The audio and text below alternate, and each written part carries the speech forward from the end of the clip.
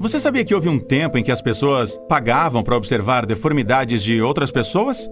Você provavelmente será cancelado se você fizer isso hoje. E com razão, né? Mas antigamente, aberrações de circo realmente existiam. E as pessoas percorriam grandes distâncias para ver pessoas que tinham deformidades físicas. Eles pagavam dinheiro, entravam em uma tenda e olhavam os problemas que as outras pessoas tinham. O que nós podemos ignorar agora? Nós podíamos apontar e rir na época, mas somente se tivéssemos pago para fazer isso. Junte-se a nós enquanto contamos tudo sobre as 10 aberrações de circo que já existiram. Número 10. Charles Stratton como Tom Thumb. Charles nasceu um bebê saudável em 1838 em Bridgeport, com uma garçonete e um carpinteiro como pais. Tudo estava bem por alguns meses, até que se descobriu que ele havia parado de crescer. Com apenas 4 anos de idade, o menino tinha apenas 25 polegadas de altura e não iria crescer muito mais. No século XIX, uma pessoa como Charles poderia ter enfrentado um futuro sombrio, mas de alguma forma ele conseguiu aproveitar ao máximo a sua vida. Naquele ano, seus pais o levaram para conhecer uma pessoa que iria alterar eternamente a sua vida, Phineas T. Barnum. Barnum podia ver potencial nesse pequeno, mas bonito jovem. Ele ensinou histórias de comédia a Charles e o aluno rapidamente superou o mestre, mostrando um talento para melhor. Barnum, que deu ao garoto o nome artístico de General Tom Thumb, o levou em turnês pelos Estados Unidos. Visitantes curiosos se reuniram para ver este homem em miniatura, com a intenção de ter pena dele, mas sendo tomado de surpresa por sua sagacidade e charme. Ele até se apresentou para a Rainha Vitória e a Abraham Lincoln. Enquanto isso, o seu empregador, P.T. Barnum, contratou uma mulher de 32 polegadas de altura, Lavinia Warren Bump, que já havia ganhado fama como artista. Charles se apaixonou imediatamente, e eles se casaram no maior evento do ano. Matthew Brady fotografou o casamento, que foi apresentado em todas as revistas e jornais do país. Os recém-casados se aventuraram em uma lua de mel de trabalho, de 3 anos em todo o mundo. Charles havia se apresentado diante de um número maior de pessoas do que qualquer outra na história antes da criação da televisão. Sem dúvida a mais bem-sucedida de todas as diferenças. Número 9. Myrtle Corbin, como a garota de 4 patas. A garota de 4 patas fascinou a muitos. Nasceu em 1868 no condado de Lincoln, Tennessee, com uma rara anormalidade fetal chamada dipygus. O corpo de Myrtle foi totalmente formado, desde a cabeça até o umbigo. Abaixo disso, ela se dividia em 2 pelvis e 4 membros inferiores. E não apenas isso, ela também tinha 2 pares de órgãos sexuais, completos, com 2 úteros. Além disso, ela parecia ter 2 conjuntos de sistemas intestinais, ambos completamente independentes. Assim, um lado poderia ter diarreia e o outro poderia estar com prisão de ventre. Bastante complicado, hein? Quando ela tinha 13 anos, Myrtle decidiu se juntar ao Barnum Circus. Nada sobre a aparição de Myrtle no palco insinuou sobre a sua estranha condição. Além do corpo inferior invulgarmente grande e um pé direito comprido, ela era uma garota bonita como uma figura normal. Mas quando ela puxou a sua roupa para cima, o público arfou. Quando ela tinha 19 anos, ela se casou com James Clinton Bricknell, e um ano depois os médicos descobriram que ela estava grávida do seu útero esquerdo. Essa primeira gravidez terminou em aborto, mas Myrtle, que havia abandonado o show business, eventualmente deu à luz a 4 crianças saudáveis. Outros circos tentaram recriar o incrível sucesso do seu show, mas senhoras encantadoras com pernas supranuméricas nunca foram encontradas. A questão foi resolvida com uma criatividade bastante padrão, empregando alguma estratagema. Vivendo então uma vida totalmente fora dos padrões, e embora ela tenha sido rotulada como uma aberração, Myrtle viveu uma vida diária e faleceu com apenas 60 anos de idade. Número 8. Fannie Mills, como a dama dos pés grandes. A Fannie Mills parecia ser uma mulher comum, da cintura para cima. E é por isso que o estrelato veio para os pés. Mills, também conhecida como Ohio Bigfoot Girl, tinha uma condição que permitia que seus pés crescessem a proporções incríveis. Fannie se propôs a ganhar muito dinheiro com suas circunstâncias de 1885 a 1887.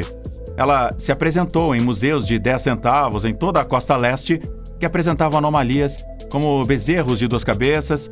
As pessoas se reuniram para vê-la. Isso significava que Mills poderia ganhar até $4.000 por semana às vezes. Fannie nasceu com a doença de Milroy.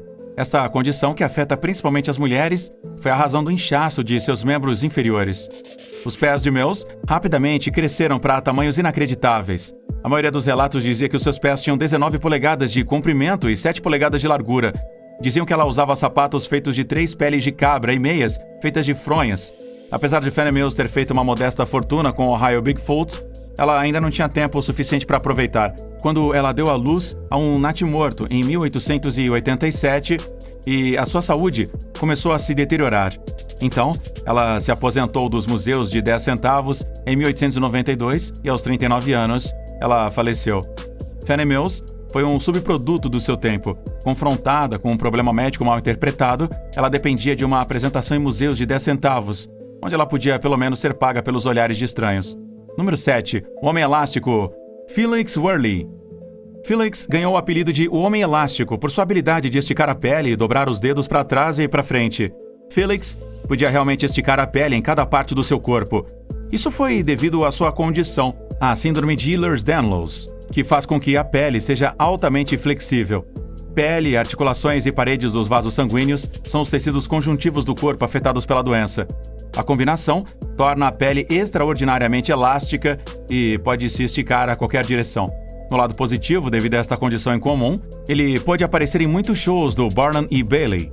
Na verdade, talento poderia ser útil em algumas situações hoje em dia, como assustar as pessoas nos bares ou enquanto esperam a fila no supermercado. Mas não há como negar que participar de um programa de aberrações era muito provavelmente a melhor maneira para esse cara ganhar a vida. Esta parece ser a maior pergunta. Os empresários na época eram exploradores para ganhar dinheiro com pessoas como o Felix. Ou eles foram fundamentais para fornecer um bom trabalho para qualquer um que não conseguisse encontrar um emprego em outro lugar. Número 6. Robert Ruddeston como The Pony Boy. Robert Ruddeston muito provavelmente tinha uma grande deficiência congênita, comumente conhecida como deformidade do joelho traseiro. De acordo com a maioria dos registros, Robert não podia ficar de pé ao usar muletas, então ele vivia e se movia de 4 em 4. Mesmo depois que parecia ser uma doença incapacitante, Ruddeston manteve um estilo de vida incrivelmente ativo e uma incrível ética aí no seu trabalho. Robert Ruddeston nasceu em 1895 nos arredores do Excelsior Springs, Missouri. Ele passou grande parte da sua primeira vida ajudando na fazenda da família, através da ordenha de vacas, do carregamento de gado e também da colheita. Ruddeston passou a vida adulta como um teamster, madeireiro, carregando árvores e madeira 15 milhas por dia enquanto estava preso a uma carroça. Ele protegia suas mãos contra rochas e partículas de escova, prendendo pequenos blocos de madeira com couro.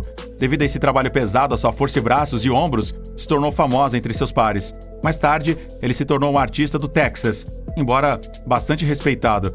A curta temporada foi altamente bem-sucedida, em parte graças à sua fantástica ética de trabalho, e levou aí a um trabalho adicional com muitas organizações maiores. Ruddeston finalmente fez uma turnê pela América do Norte com o circo Tom Mix. Seu ato foi composto principalmente de exposições de força aliada a uma flexibilidade incomum. De acordo com a lenda, ele podia jogar a sua perna direita sobre o seu ombro com um fardo de madeira. Número 5. Chang e Yang, os gêmeos siameses. Quando se trata de artistas renomados, estes dois são inquestionavelmente os gêmeos siameses mais conhecidos de todos os tempos. Eles nasceram na Tailândia em 1811 e foram descobertos por um comerciante britânico que os ajudou a trazê-los para a América para se apresentarem em shows de aberrações. Eles decidiram se aposentar depois de ganhar muito dinheiro no circo, compraram uma propriedade na Carolina do Norte e, como qualquer outra pessoa rica vivendo naquele dia e idade, eles também escravizavam muitas pessoas. Eles eram casados e até moravam em casas separadas. Com os irmãos trocando meia semana a cada uma, eles acabaram tendo 21 filhos entre os dois. E como muitos gêmeos siameses, Chang e Yang morreram com apenas horas de diferença, com 2 horas e meia de diferença para ser preciso. Chang e Yang foram separados cirurgicamente na sua chegada nos Estados Unidos. Mas algumas preocupações sobre a segurança da operação, juntamente com a preocupação óbvia dos gêmeos com o conforto um do outro e o impressionante ajuste à sua condição, os levaram a recusar a cirurgia. Eles eram atiradores habilidosos que também podiam correr e nadar e trabalhavam juntos. Número 4. Stefan Bobrowski, o homem com cara de leão. Certo, então, se este homem nascesse hoje, ele seria aclamado como o melhor hipster. Bobrowski parecia ter a síndrome do lobisomem. Mais tarde foi conhecido como hipertricose pelos cientistas. Hipertricose é uma condição hereditária que causa o crescimento excessivo de pelos no corpo. Quando a mãe de Stefan estava grávida, ela testemunhou seu pai ser atingido por um leão, o que obviamente culpava pela doença de Stefan. Ele foi descoberto quando ele tinha 4 anos de idade na Europa e ele passou a maior parte da sua carreira percorrendo aquela área do mundo. Mesmo assim, ele passou algum tempo se apresentando nos Estados Unidos, onde fez uma turnê com Burnham e Bailey. O Stephen não era apenas estranho na aparência, mas também super brilhante e falava 5 línguas.